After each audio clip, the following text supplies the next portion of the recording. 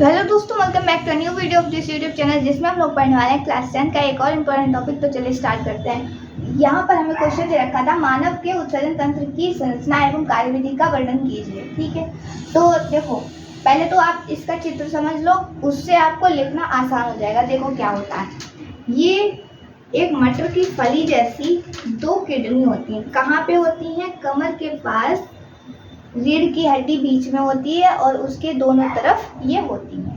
ठीक है, इससे दो नलियां निकलती हैं। अच्छा, ये क्या है? किडनी। किडनी को हम लोग वृक्क भी कहते हैं। यहाँ से दो नलियां निकलती हैं, एक इधर से एक इधर से। इसको बोलते हैं मूत्रवाहिनी। ठीक है, अब ये जाकर रुकती कहाँ पे है?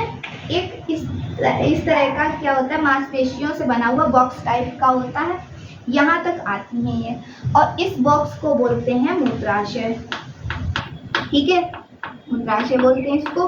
ये होती है मूत्रवाहिनियाँ, ये होता है वृक्क। ठीक, और यहाँ से जहाँ से एक्सक्रीशन या फिर टॉयलेट वगैरह को निकाला जाता है उसको बोलते हैं मूत्रवाहिनी। ठीक है, तो जब आपने ये चारों चीज़ें समझ ली तो इसके बाद आप ये चीज़ आराम से लिख सकते हो। देखो क्या होता है, मानव शरीर में यूरिया, यूरिक अम्ल, अतिरिक्त जल और लवण जैसे अपशिष्ट पदार्थ उत्पन्न होते हैं।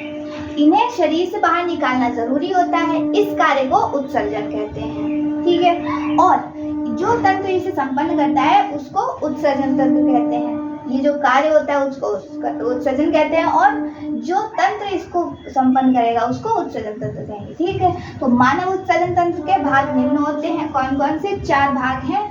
पहला वृक्क, दूसरा मूत्रवाहिनी, तीसरा मूत्राशय और चौथा मूत्रमार्ग। ठीक है, तो वृक्क क्या होते हैं? शरीर में 2 वृक्क होते हैं, रीढ़ की हड्डी के पास दोनों ओर, कमर के पास स्थित होते हैं ये। ठीक है, इनका आकार होता है बीन्स जैसा। बीन्स मतलब है मटर की फली, जो देखी है आपने, उस टाइप का होता है। तो वृक्क रक्त को छानकर अपशिष्ट पदार्थ अलग करते हैं और मूत्र निर्माण करते हैं। इसके बाद आता है मूत्रवाहिनी।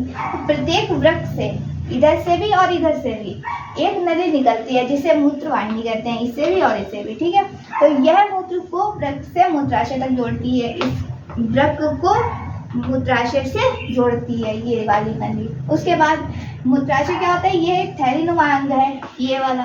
फिर जहाँ मूत्र अस्थायी रूप से संग्रहित रहता है, यह मांसपेशियों से बना होता है और फैलने सिकुड़ने की क्षमता रखता है। फैलने सिकुड़ने की क्यों? जब आप ज़्यादा देर तक टॉयलेट वगैरह रोक के रखते हो तब ये फैल जाता है, क्योंकि वहाँ से तो टॉयलेट बन के आती ही है ना। तो अब आप नहीं एक्सक्रीट कर रहे हो वो बात दूसरी है, लेकिन वहाँ से जब आ रही है तो उसे फैलना तो पड़ेगा ही, इस वजह से। ठीक है, उसके अलावा मूत्रमार्ग क्या होता है? यह मूत्राशय से मूत्र को शरीर से बाहर निकालने का मार्ग होता है। ठीक है, मतलब एक्सक्रीशन की जगह होती है। उसके अलावा कार्यविधि, रक्त क्या होता है? वृक्कों में आता है खून। ठीक है, जहाँ नेफ्रॉन द्वारा छानकर अपशिष्ट पदार्थ बाहर निकाल दिए जाते हैं। होता क्या है, ये जो वृक्क होता है उसकी एक इकाई होती है नेफ्रॉन, मतलब कि बहुत सारे जब नेफ्रॉन मिलते हैं तब एक वृक्क बनता है। इसलिए जब इस यहाँ पर नेफ्रॉन द्वारा इसे रक्त को छानकर वहाँ से अपशिष्ट पदार्थ निकाल लिए जाते हैं और यहाँ पर भेजे जाते हैं। ठीक है, तो यह जो अपशिष्ट पदार्थ बचता है उसको मूत्र कहते हैं। उसके बाद यह मूत्रवाहिनी से होता हुआ मूत्राशय में एकत्र होता है, और जब वह भर जाता है तब मूत्रमार्ग से उसके शरीर से बाहर निकाल दिया जाता है। बस, सिंपल। तो ये था उत्सर्जन तंत्र की कार्यविधि का वर्णन।